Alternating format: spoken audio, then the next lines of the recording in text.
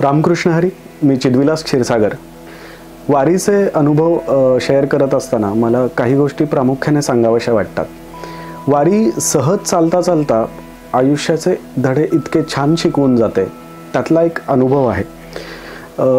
एक वर्ष मी वारीमध्ये चालत असताना माझ्या समोर एक खूप वयस्कर व्यक्ती चालत होते.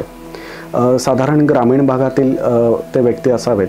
डोक्यावर पागोटं आणि हातात झेंडा घेऊन वगैरे असं ते चालत होते. बराच वेळ मी मागे पुढे होतो आणि मग एका विसाव्याला जेव्हा आम्ही बसलो तेव्हा ते माझ्या बाजूलाच बसलेले होते.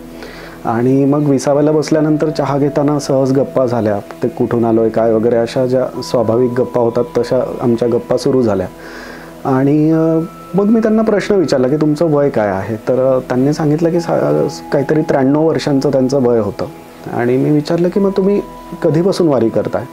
तर ते म्हणाले की साधारण मला जसं कळतंय तसं मी वारी करतोय, म्हणजे साधारणपणे किमान 85 वर्ष वगैरे ते वारी करत असावे असा माझा अंदाज आहे.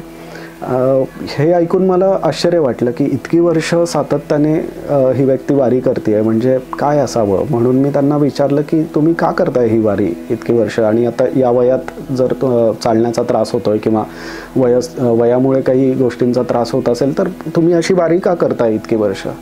तर त्यांनी दिलेलं जे उत्तर होतं ना ते इतकं सुंदर होतं की ज्याने मला आयुष्याचा खूप मोठा धडा दिला.